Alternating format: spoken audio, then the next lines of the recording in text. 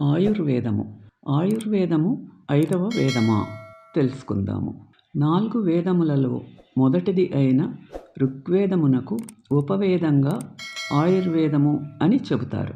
ఆయుర్వేదము పుట్టినది క్షీరసాగర మథనం సమయంలో జరిగిందని చెప్తారు.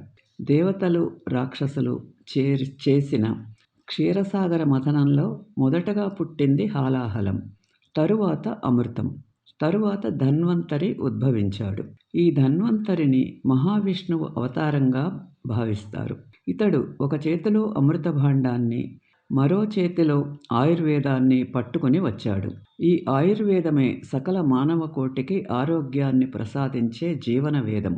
దీనిని ధన్వంతరి బ్రహ్మదేవునికి ఇచ్చాడు. తరువాత మానవాళి రోగాల బారిన పడి నశించకుండా దేవలోకం నుండి భూలోకానికి ఆయుర్వేదాన్ని రప్పించటానికి విశ్వామిత్రాది ఋషులు నిర్ణయించుకున్నారు. అప్పుడు భరద్వాజ మహర్షి దేవలోకం వెళ్ళి ఆయుర్వేదాన్ని అభ్యసించి వచ్చి ఆత్రేయుడు అనే మహర్షికి బోధించాడు. ఈ మహర్షి అగ్నివేశ మహర్షికి ఉపదేశం చేశాడు.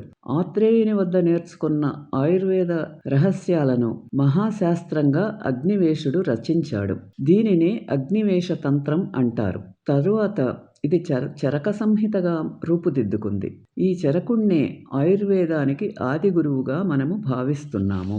ఈ వీడియో మీకు నచ్చితే లైక్ చేసి సబ్స్క్రైబ్ చేయండి. Please subscribe my channel.